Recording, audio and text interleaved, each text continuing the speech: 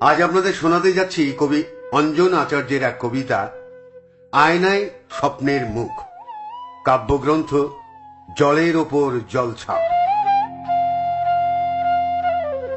যে নারীকে দেখতে পেলাম সেই দুপুরে স্বপ্ন সাথে মিলিয়ে নিয়ে, সে কেন যে অন্য ছেলের হাতটি ধরে 5টি হাটে রিক্সা চড়ে আমোদ করে।